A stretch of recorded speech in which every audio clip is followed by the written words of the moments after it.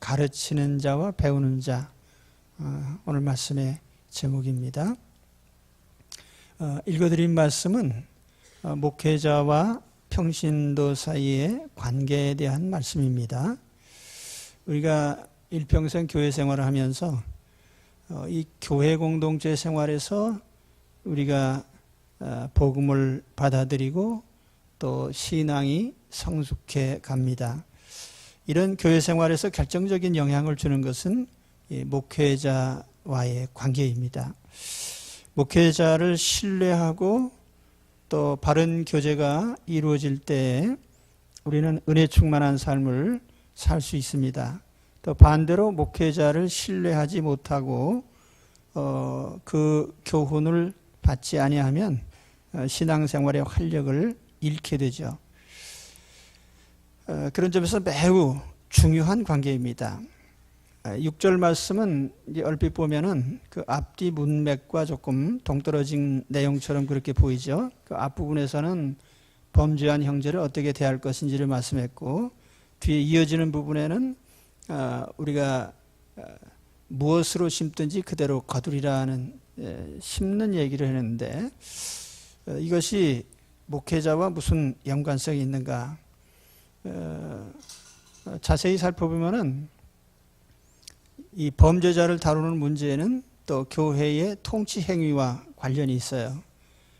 그래서 여전히 거기에 목회자가 중요한 역할을 할 수 있는 것이고, 또 우리가 신앙적으로 심는 문제도 바른 것을 심을 수 있도록 가르치는 사람이 목회자이기 때문에 또 목회자에 대한 언급을 한 것으로 이렇게 봅니다. 바울은 목회자를 가르치는 자라고 이렇게 표현을 했고요. 평신도들을 가르침을 받는 자라고 이렇게 표현을 했습니다. 이 카테케오라고 하는 같은 단어인데 하나는 능동태로 되어 있고 하나는 수동태로 되어 있습니다. 이 카테케오라는 말은 우리 그 카테키즘이라고 하는 대요리문답, 소요리문답 할 때 그 요리문답이라는 그 용어가 바로 이 카테케오라고 하는 단어에서 온 것이죠. 이렇게 문답식으로 가르치고 배우고 하는 목회자를 가르치는 자이고 또 평신도들을 가르침을 받는 자라고 이렇게 얘기를 했습니다. 목회자가 뭘 많이 알아서 가르치는 게 아니고 성경을 가르치는 자예요. 뭐 세상 지식을 가르치는 게 아니고 성경을 가르칩니다. 성경 안에 있는 하나님이 어떤 분인지, 또 하나님이 어떤 일을 하셨는지, 하나님이 우리를 얼마나 사랑하시는지 그걸 가르쳐서 하나님을 사랑하고 하나님의 뜻을 따르게 만드는 그것이 목회자가 하는 일이죠. 그래서 구약 성경에는 하나님 말씀을 전하는 사람을 선지자 혹은 대언자 이런 표현을 썼습니다. 그러면 하나님 백성 안에서 볼 때 이 말씀을 가르치는 자의 위치, 또 말씀을 가르치는 자의 지위가 어느 정도일까요? 우리가 성경 역사에서 보면은 항상 그 말씀 맡은 자가 공동체 안에서 첫 번째 지위를 차지하고 있는 것을 볼 수가 있습니다. 출애굽 시대에는 모세라고 하는 지도자를 따라서 이스라엘 백성이 가나안에 들어갔죠.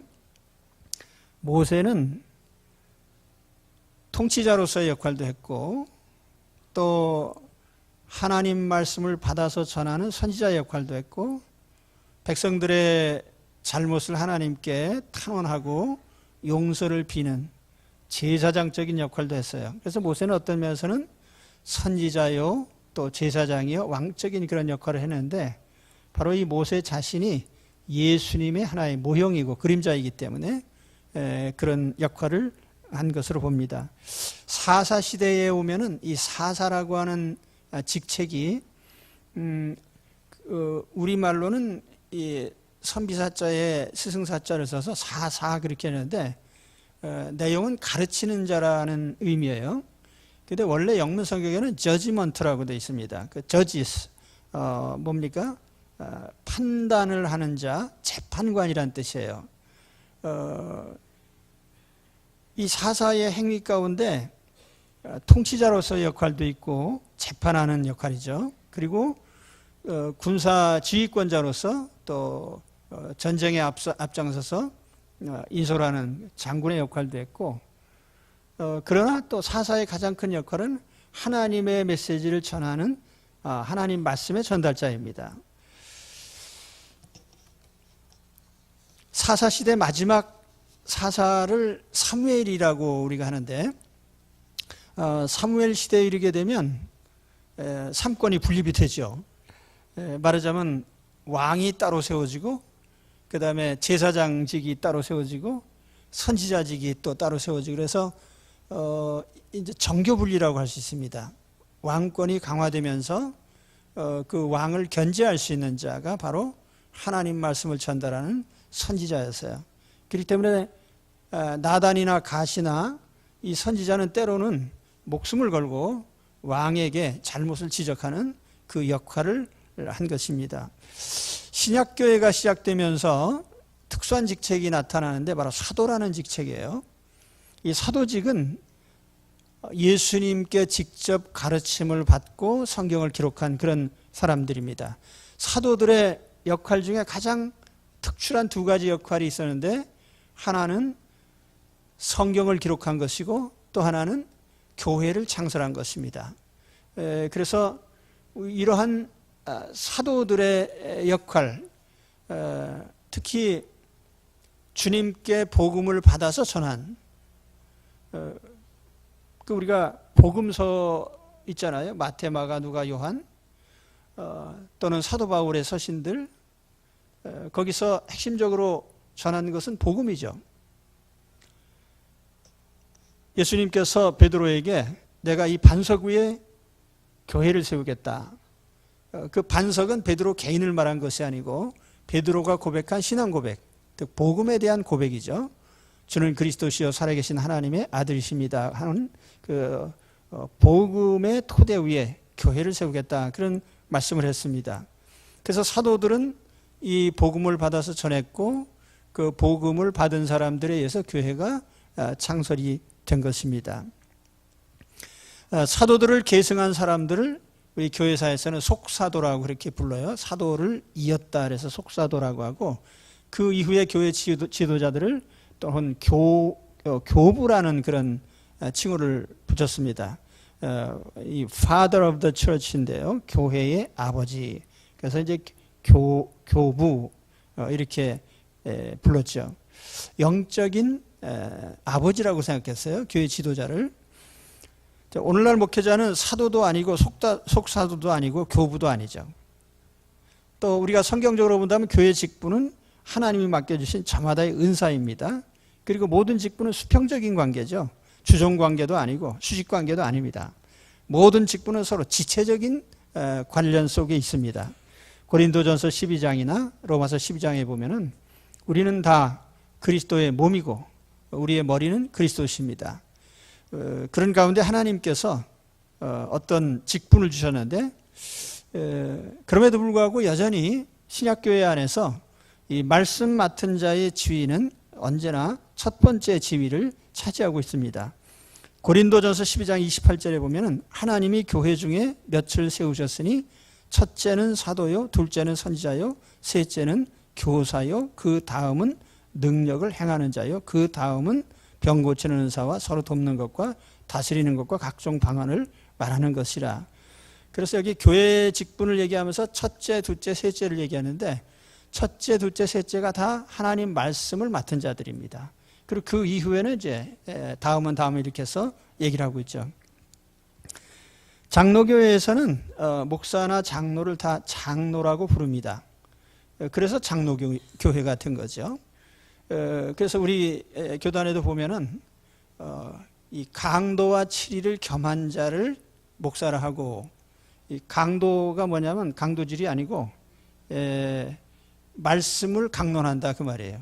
그래서 말씀을 맡고 행정을 겸하여 맡은 자를 목사라 하고, 또 치리만 행정을 전담하는 장로를 그냥 장로라고 부른다, 이렇게 되어 있습니다.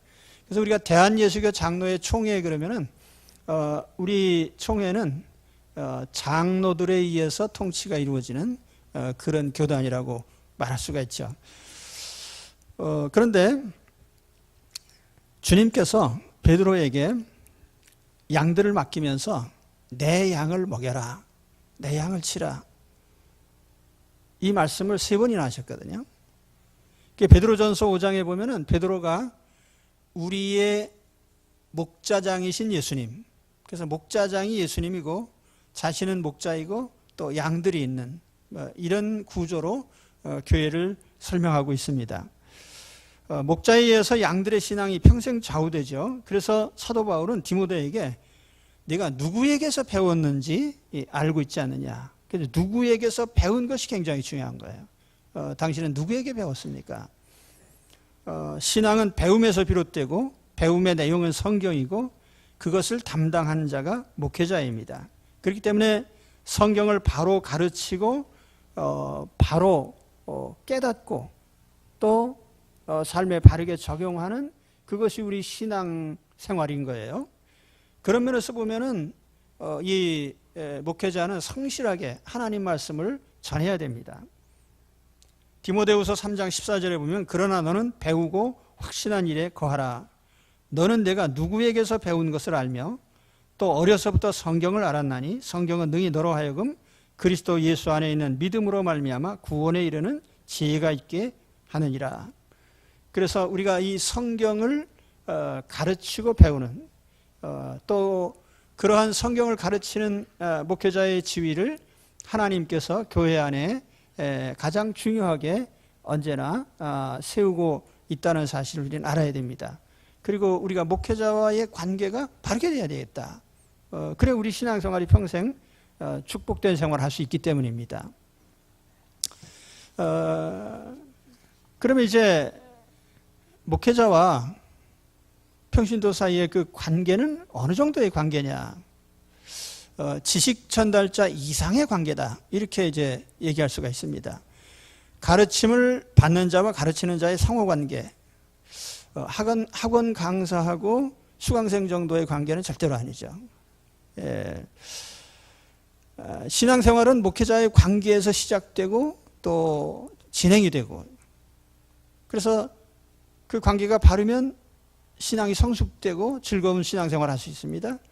또 그 관계가 잘못되면은 우리 신앙이 시험에 빠지고 또 마음에 기쁨이 없는 그런 신앙생활을 할 수밖에 없어요.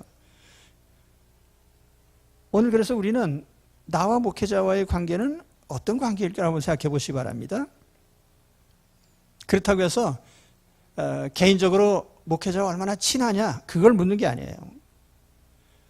말씀을 통한 교감을 얘기하는 것입니다. 우리가 설교를 듣고 인정하고 삶에 적용하는. 그래서 우리가 때로는 하나님 말씀을 들으면서 아, 이건 내가 잘못됐구나 하고 회개하고 고치는 일이 있어야 됩니다. 또 말씀 속에서 하나님을 더 많이 알게 돼야 되죠. 하나님이 얼마나 나를 사랑하시는지도 깨달아야 됩니다. 그래서 내가 영적인 분별력을 더 갖추게 되는 그것이 우리가 말씀을 통해서 또 우리 영적인 교감을 통해서 우리가 그런 것들을 서로 주고받는 관계가 되어야 되는 거예요. 그래서 목회자와 신자들의 관계는 영적인 면에서 본다고 하면 치명적인 관계 또는 생존적인 관계 이렇게까지 말할 수 있어요. 요한복음 10장에 보면 목자를 잘 만나면 목숨을 지키고 들면 알며 꼴을 얻습니다. 풍성한 양식을 얻어요. 목자를 잘못 만나면 이리를 만나서 물려 죽습니다. 그래서 굉장히 중요한 것이 바로 교회 생활에 있어서 목자와 양의 관계예요. 그런데 이것은 인간이 만든 관계가 아니에요. 하나님이 그런 관계를 만들어 주신 겁니다. 자, 말씀을 가르치는 자는 하나님이 주신 일정한 권위를 가지고 있어요. 이 권위 얘기를 하면 요즘 사람들이 아주 싫어하죠. 요즘 젊은 사람들이 그 꼰대라는 말을 자주 쓰는데 그런 말 자주 쓰면 망할 줄 아시기 바랍니다. 예. 그게 한 시대적 흐름의 반영인데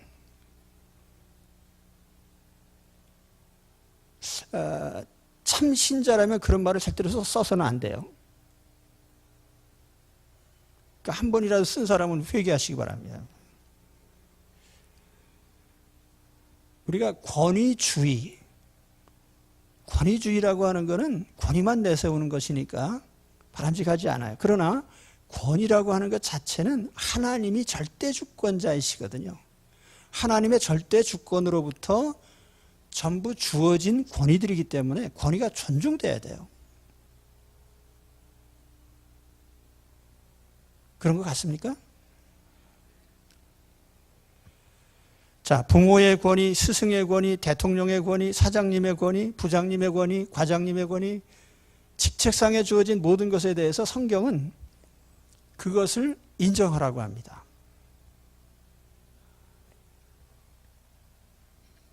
그럼 요즘 사람들은 왜 권위를 싫어할까?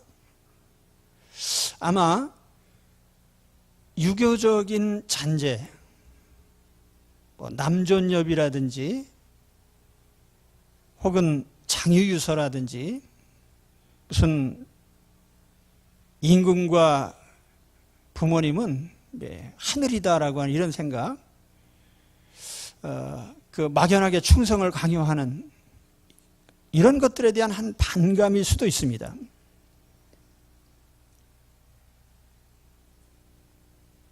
그러나 그보다 더 근본적인 이유는 저는 딴 데서 찾습니다.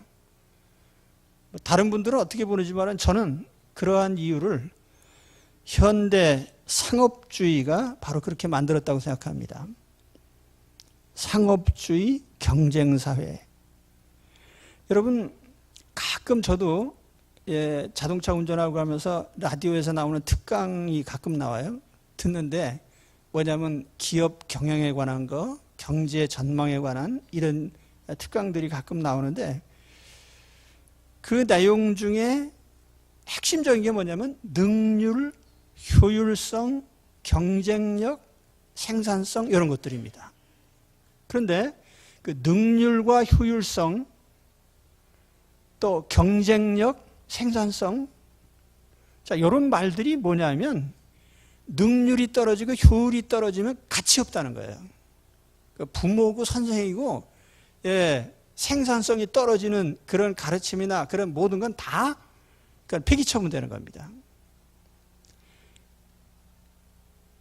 여러분, 케이블 TV의 채널이 수백 개가 되는데 채널 앞쪽에 이제 중요한 채널들이 앞쪽에 주로 있고 뭐 뉴스나 이런 채널들이 있고 교양이나 시사 이런 프로그램들은 다큐멘터리나 이런 건 저 뒤쪽에 가 있어요. 어디 있는지도 모르고 잘 못 봅니다.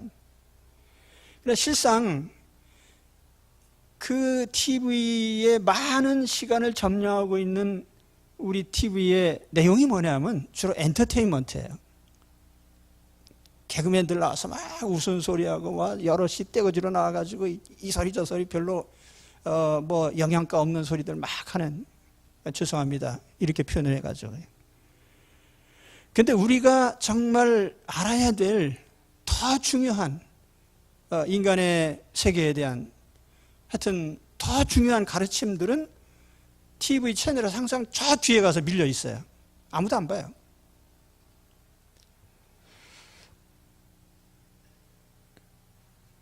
이런 사회적 현상, 다시 말하면 효율성과 능률, 생산성, 경쟁력 이것만 최전방에 내세웠을 때 그보다 더 소중한 가치들이 있어요. 인간관계라든지 혹은 우리의 도덕성이라든지 인간이 가지고 있는 더 소중한 가치들, 영혼의 가치, 가령 사랑의 가치, 뭐 이런 것들. 우리 그리스도인들은 사실은 이런 효율성, 생산성 때문에 사는 사람들이 아니잖아요. 교회는 유능한 사람을 앞세우고 무능한 사람을 뒤에 세우는 게 아니라 오히려 연약한 자들을 더 품고 가는 게 교회 아니에요. 그런데 이런 사회 체제가 되다 보니까 부모는 아무것도 아니에요. 효율성도 떨어지고 능률도 떨어지고 경쟁력 떨어지는 구체제, 이렇게 보는 거예요, 부모를.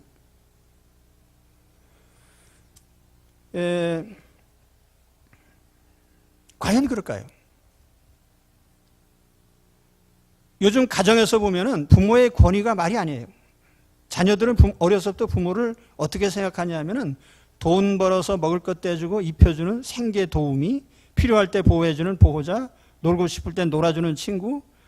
아이들의 머리가 조금 커져서 사춘기 정도가 되면은 그때는 부모가 자꾸 간섭하는 자로 느껴져요. 쓸데없이 간섭하는 우리 어머니, 아버지. 예. 예전에는 그럼에도 불구하고 부모가 상당한 권한을 행사할 수가 있었어요. 왜냐하면 일정한 지식을 독점해 놓았거든요.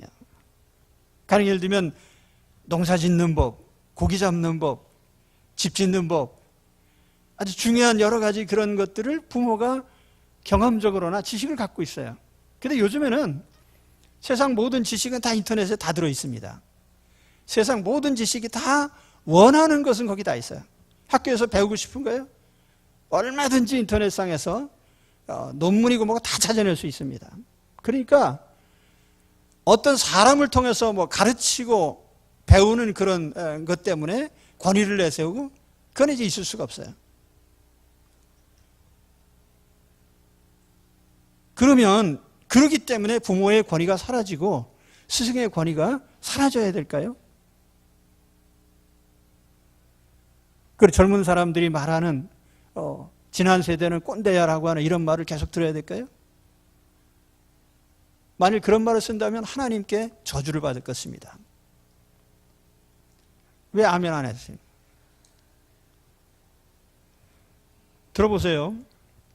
유대인들은 10계명을 가르치면서 제5계명을 첫 번째 돌비에다 포함시킵니다. 10계명 아십니까? 10계명을 모르면 하나님 백성 아니에요. 하나님 백성의 대강령인데 그걸 모르는 게 어떻게 하나님 백성이 될 수 있어요? 대한민국 헌법 제1조를 알면서 하나님 헌법 제1조도 모르면은 하나님 섬기는 법 4가지가 있어요. 다른 신을 두지 말라고 하는 것, 우상 숭배하지 말라고 하는 것, 하나님의 이름을 망령 때 읽지 말라고 하는 것, 안식일을 구별하여 거룩히 지키라고 하는 이 4가지가 하나님 섬기는 법이에요. 그리고 우리가 이웃 섬기는 법이 그 다음에 나옵니다. 내 부모를 공경하라, 살인하지 말라, 간음하지 말라, 도둑질하지 말라, 거짓말하지 말라, 이웃과 탐내지 말라고 하는 인생의 대강령이에요. 우리가 살아야 될 헌법이에요. 아십니까? 근데 이제 그리스도교 신학자들은 첫 번째 돌판에 이 제1, 2, 3, 4계명이 들어있고 두 번째 돌판에 5계명부터 10계명까지 6가지가 있다고 그렇게 해석을 합니다. 근데 유대인들은 그렇게 생각 안 해요. 5계명이 첫 번째 돌판에 있다는 거예요. 부모를 공경하라고 하는 그 계명이 첫 번째 돌판에 있다는 거예요. 그러면서 그 유대인들의 가르치는 내용을 제가 봤더니 5계명에 father라는 말과 teacher라는 말을 같이 병기했습니다. 그래서 아버지와 스승을 공경하라 이렇게 돼 있어요. 물론 그 아버지 속에는 어머니가 포함된 겁니다. 왜 그런 식으로 생각을 할까? 그들은 이렇게 생각해요. 여러분, 하나님은 영이십니다. 눈에 안 보이죠? 그래서 하나님은 눈에 보이지 않으시기 때문에 눈에 보이는 하나님의 대리자를 세웠다고 생각해요. 그 대리자가 바로 가정에서는 아버지고 세상에서는 스승이라고 생각하는 거예요. 제가 여기 스승이라는 표현을 했지만 유대인은 랍비라고 말합니다. 랍비. 그래서 랍비와 아버지는 동일합니다. 자, 우리 법상에, 민법상에 법정 대리인이라는 게 있어요. 법정 대리인. 법정 대리인이 뭔지 아십니까? 법정 대리인은 내가 지정하는 게 아니에요. 나의 의사와 상관없이 어떤 법정적인 대리자가 결정이 되는데, 예를 들면 부모는 미성년자 자녀에 대해서 모든 권한을 가지죠. 양육권, 또는 자녀들을 가르치고 지도할 또는 재산권 행사에 대해서 자녀가 원한다고 해서 하는 게 아니라 부모의 권한으로, 직권으로 그런 권한 행사를 한단 말이에요. 그럼 만일 이 부모라는 단어를 하나님으로 바꿔보십시다. 만일 하나님께서 부모에게 축복권을 주셨다고 생각하십시다. 이게 가정이 아니라 성경은 진짜 그래요. 이삭은 야곱의 머리에 손을 얹고 축복했습니다. 나중에 에서가 와서 울면서 자기도 축복해달라고 했지만 더 이상 축복하지 못했어요. 이 이삭의 축복대로 하나님이 이루셨습니다. 야곱은 요셉의 두 아들 에브라임과 므낫세 머리 위에 손을 얹고 직권으로 축복했습니다. 그리고 왼손과 오른손을 바꿔서 축복할 때에 요셉이 손을 바꾸려고 했지만은 야곱은 바꾸지 않았어요. 이게 하나님의 뜻이다. 창세기 49장에 보면은 야곱은 12아들 12지파를 위해서 하나하나 축복을 합니다. 그리고 그건 그대로 성취가 됐어요.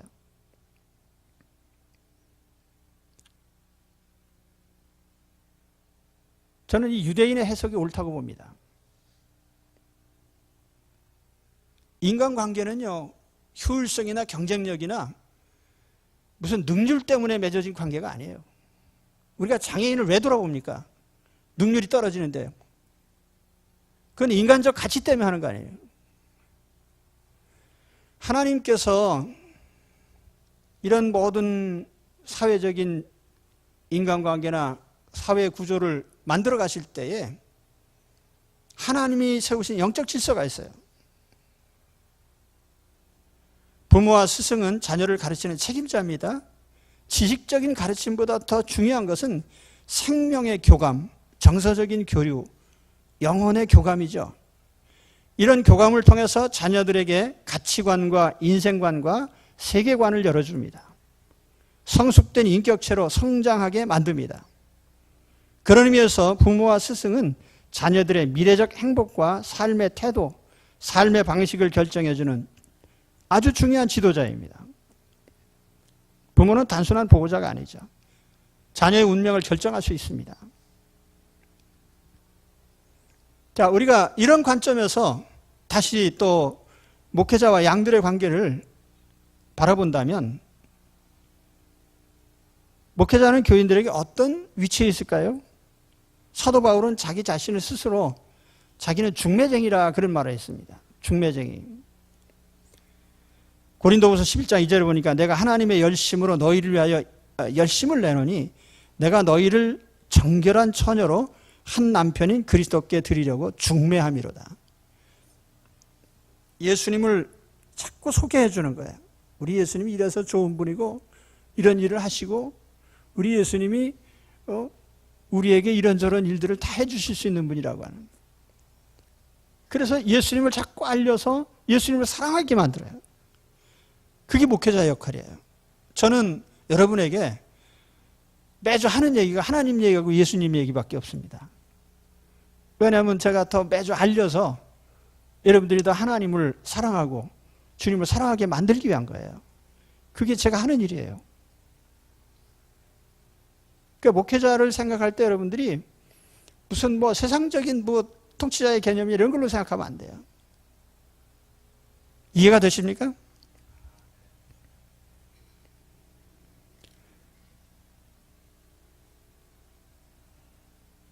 저는 매주 말씀을 전하고 성례를 집례합니다. 그러나 그 말씀의 전달은 단순한 말씀의 전달이 아니고 하나님께서 여기 임재하시죠. 하나님께서 이 말씀을 통해 회중들의 마음을 만지시고 위로하시고 때로는 잘못을 책망하십니다. 하나님 백성이 나가야 될 길을 제시하고요. 또 우리가 서로 사랑하게 만들고요. 서로 위로하게 하고 서로 격려하고 마음을 통하게 하는. 그런데 이런 일들이 말씀 사역 중에 우리 가운데 주님이 임재하시고 성령께서 우리 마음에 오셔서 이루시는 일들이에요. 그래서 이것이 단순한 말씀 전달이 아니라는 거죠. 하나님이 임재하시고 거기에 하나님께서 영적인 역사들을 이루시기 때문에 그래서 중요한 것입니다. 만일 하나님을 믿지 않는 사람이 성경을 읽고 가르친다고 합시다. 하나님 믿지 않는 사람들이 성경을 읽고 성경을 배운다고 합시다. 아무 결과도 나타나지 않을 겁니다. 왜냐하면 거기는 하나님의 임재가 없어요. 하나님이 그 중에 역사하시지 않는 거예요.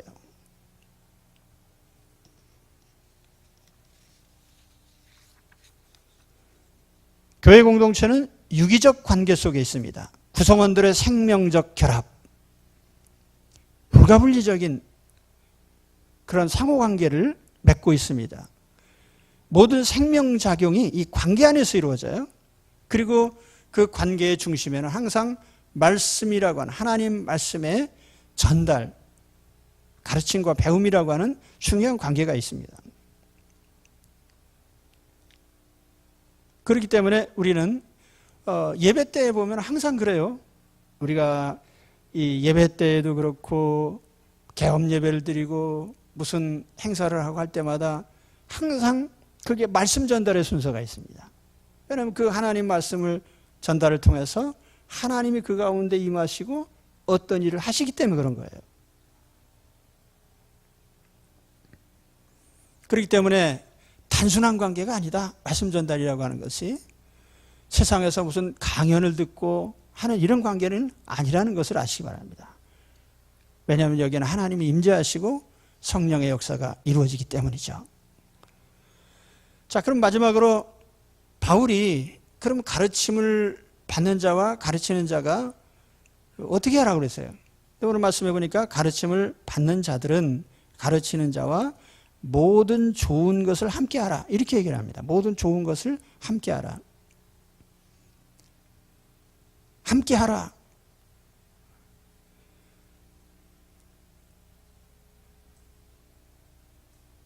함께 하라고 하는 코이노네이토라고 이렇게 명령어로 되어 있는데 코이노네오라고 하는 이 단어가 이제 우리가 그 코이노니아라고 흔히 아시죠. 교제한다는 의미예요. 그런데 이 교제라는 의미가 상당히 다양하게 쓰입니다. 영문 성경에는 이 communicate라는 말과 또 share라는 이 두 단어로 이제 주로 번역이 되는데 실제 이 단어가 사용된 시작 성경의 내용들을 보면은 혈연 관계를 표시할 때, 고난에 함께 참여할 때, 영적인 나눔, 또 도덕적인 동참, 옳고 그름에 어느 편에 가담하는 그 맛이죠. 또 물질을 주고받는 일, 이런 의미들을 종합해 보면은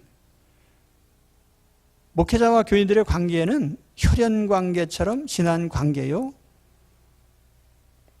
기꺼이 고난을 함께 당하고 영적인 것을 나누고 도덕적인 입장이 같아야 되고 또는 물질적으로 주고받을 수 있는 동반자다, 이렇게 얘기할 수 있습니다. 그런데 모든 좋은 것을 그렇게 함께 하라고 합니다. 모든 좋은 것.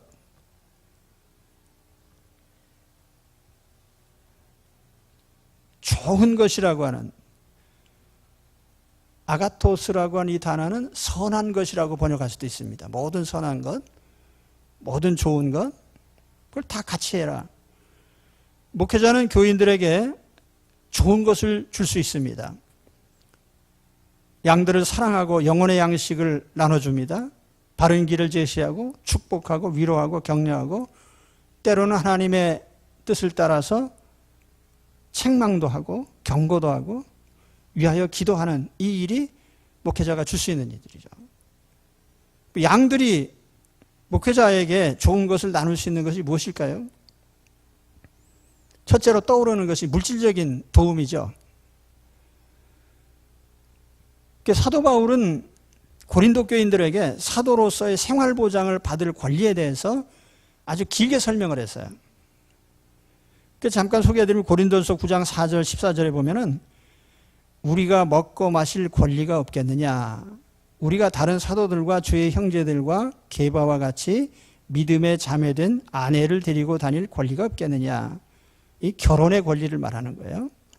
또 어찌 나와 바나바만 일하지 아니할 권리가 없겠느냐. 일하지 않을 권리. 누가 자기 비용으로 군복무를 하겠느냐. 군복무하는 자에 비유해서 군복무를 하면 나라에서 먹을 것 대주지 않냐. 누가 포도를 심고 그 열매를 먹지 않겠느냐. 누가 양떼를 기르고 그 양떼의 젖을 먹지 않겠느냐. 또 모세율법에 곡식 밟아 떠는 소에게 망을 씌우지 말라.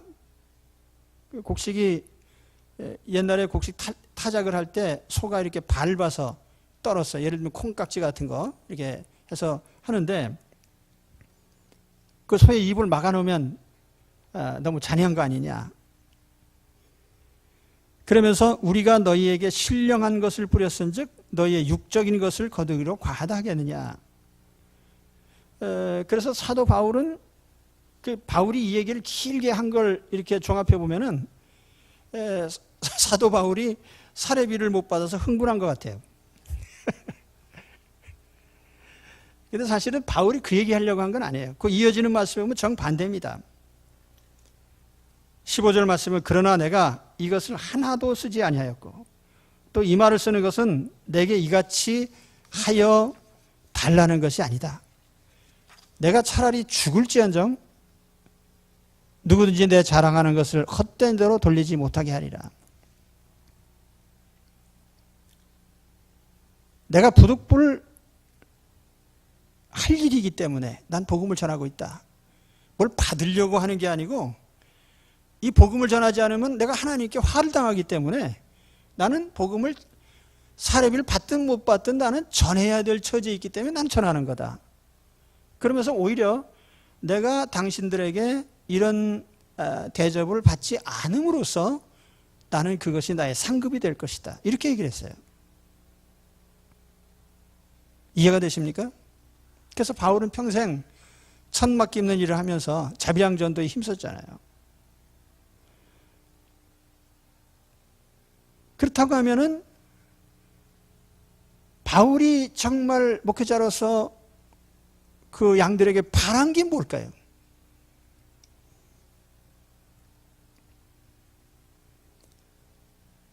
그건 바로 목회자의 가르침에 즐겁게 따르는 일이에요. 가르침에 즐겁게 따르는.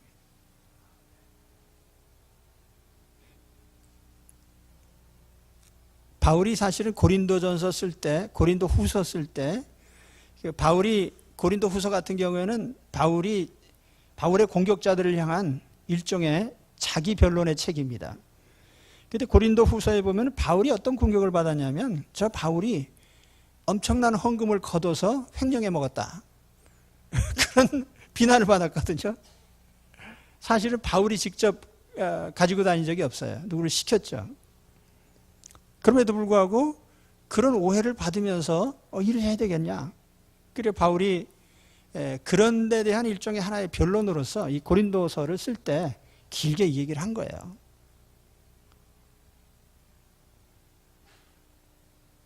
목회자와의 바른 관계가 일평생의 풍성한 은혜가 되고 또 축복이 되시기 바랍니다. 그런데 그것은 어떤 우리가 다른 특별한 것보다도 말씀을 전할 때 즐거움으로 받는 것, 그것이 가장 큰 대접이다 말이에요. 마가복음 12장 37절에 보면은 주님이 말씀을 전하실 때 회중들이 즐거이 듣더라 그랬거든요. 즐거이 듣는. 마태복음 7장 28절에 보면은 예수님께서 산상수훈을 마치셨을 때에 그 회중들이 주님의 가르치심에 놀랬다 그 말이 나옵니다. 놀랬다. 아스토니쉬 또는 어메이즈, 아스타운드 이런 말로 번역을 했는데요. 놀랬다. 이런 말씀이 있었나? 이건 전에 듣지 못하던 말씀이네. 이거는 참 깊은 깨달음이 오네. 그러면서 말씀에 대한 반응이 있었던 거예요.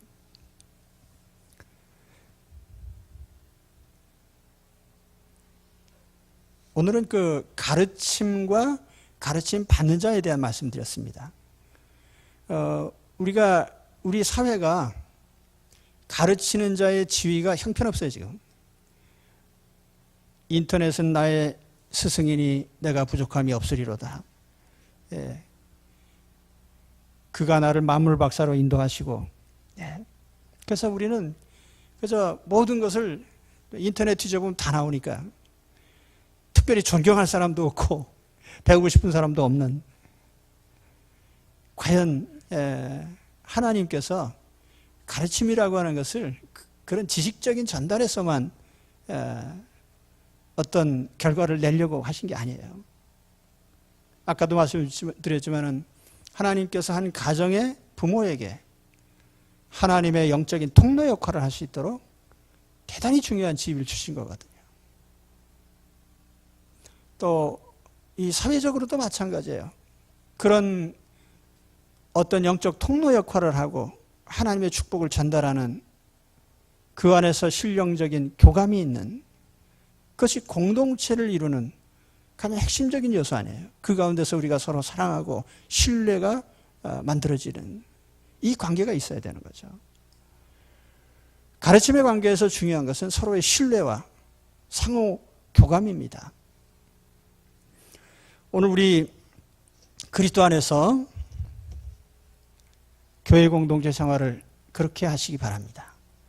하나님 말씀을 들으면서 성령의 감동이 일어나고 그 가운데 하나님께서 주시는 많은 은사들이 임하고 우리 인간관계가 더 돈독해지고 더 많이 사랑하고